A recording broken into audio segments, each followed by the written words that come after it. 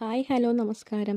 നമ്മുടെ ഇന്നത്തെ റെസിപ്പി ഒരു സിമ്പിൾ സാമ്പാറാണ്. വളരെ എളുപ്പത്തിൽ തന്നെ ഉണ്ടാക്കിയെടുക്കാൻ പറ്റും. ആദ്യം തന്നെ ഉള്ളി, തക്കാളി, ഉരുളക്കിഴങ്ങ്, കുമ്പളങ്ങ ഇത് കട്ട് ചെയ്ത് നല്ലോണം കഴുകിയെടുത്ത ശേഷം അതിലേക്ക് പരിപ്പ് വെന്തയിലേക്ക് നമ്മൾ ഇത് ഇട്ട് കൊടുത്തിട്ടുണ്ട്.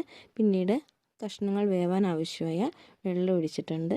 1 ടീസ്പൂണോളം മഞ്ഞൾപ്പൊടി, അതുപോലെ തന്നെ ആവശ്യത്തിന് ഉപ്പും ഇട്ട് നല്ലോണം ഇളക്കി യോജിപ്പിച്ച ശേഷം കുക്കറിൽ ഒരു 2 വിസിലോളം നമുക്കൊന്ന് വേവിക്കാൻ വയ്ക്കാം. നമുക്ക് കുറച്ച് വെണ്ടയ്ക്ക കൂടി ആവശ്യമുണ്ട് സാമ്പാറിലേക്ക്. അതൊന്ന് നമുക്ക് കുറച്ച് വെളിച്ചെണ്ണ ഒഴിച്ച് ഒന്ന് വതക്കിയെടുത്തിട്ടുണ്ട്.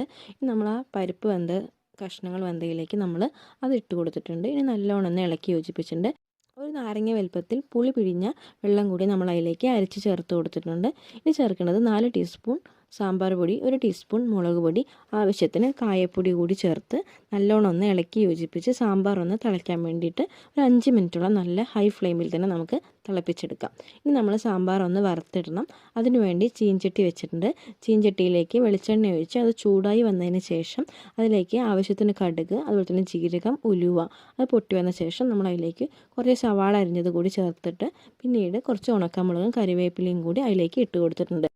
1/4 ടീസ്പൂൺ മല്ലിപ്പൊടിയും 1/4 ടീസ്പൂൺ മുളക് പൊടിയും കൂടി ചേർത്ത് നല്ലോണം വറവൊന്ന് വതക്കിയെടുത്ത ശേഷം നമ്മുടെ വറവ് നമ്മൾ സാമ്പാറിലേക്ക് ഒഴിച്ചു കൊടുത്തിട്ടുണ്ട്. അങ്ങനെ നമ്മുടെ സാമ്പാർ റെഡി ആയിട്ടുണ്ട്. വീഡിയോ ഇഷ്ടമായെങ്കിൽ ലൈക്ക് ചെയ്യുക, ഷെയർ ചെയ്യുക, സബ്സ്ക്രൈബ് ചെയ്യുക. താങ്ക്